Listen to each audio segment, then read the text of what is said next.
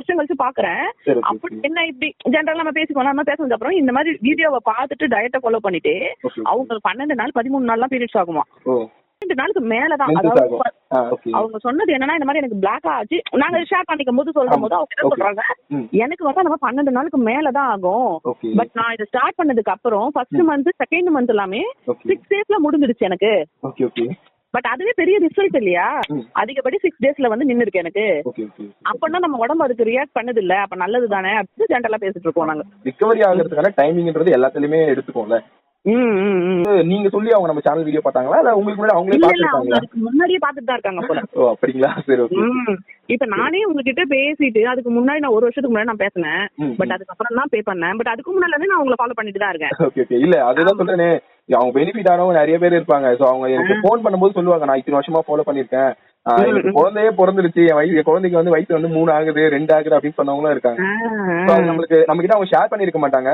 ஆனா நான் அவங்களுக்கு ஒரு இடத்துல அவங்க போன் பண்ணும்போது இல்ல இன்னொருத்தர் மூலியமா சொல்லும் போது அந்த மாதிரி நம்மளுக்கு அது வரும். வரும்போது கொஞ்சம் ஹாப்பியா இருக்கும். ஓகே சந்தோஷம், ஒருத்தர் பெனிஃபிட்டா இருக்கு. அதுதான் நானே ஷாக் ஆயிட்டேன். அப்படியா? ஓகே. இப்ப என்னன்னா நானும் ஒரு 3 வருஷமா உங்களை ஃபாலோ பண்ணிட்டு தான் இருக்கேன்.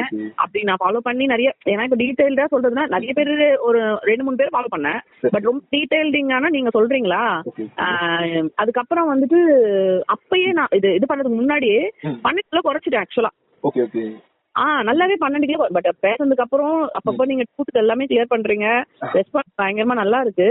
அந்த இதுக்காக நீங்க சொன்னதுதான் உண்மைன்னு வைங்களேன். நீங்க உங்களோட டைம் எங்களுக்காக குடுக்குறீங்க. இந்த நேரம் வேலை செஞ்சுட்டா ஏதாவது அமௌண்ட் சம்பாதிப்பீங்க, அதான் உண்மை. அதுக்குதான் இப்போ இது மற்றபடி ஏன்னா அப்போ ஃபர்ஸ்ட் நான் பேசும்போது எனக்காக நீங்க கிட்டத்தட்ட ஒரு 3/4 மணி நேரம் பேசுறீங்க. ஆமா.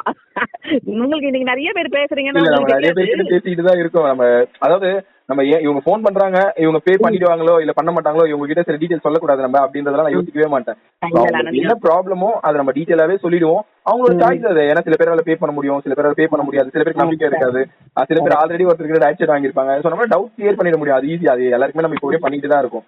டயட் சார்ஜ்ன்றது ஒருத்தருக்கு வந்து அப்படியே சும்மாவே டைமிங் ஸ்பெண்ட் பண்ணி கொடுக்க முடியாது. அது மட்டும் கொஞ்சம் கஷ்டம்.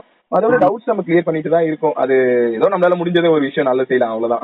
உண்மையிலே பெரிய நல்ல விஷயம் தான். ஏன்னா அப்ப நம்ம அதெல்லாம் ரொம்ப சஃபரா இருக்கோம்ல.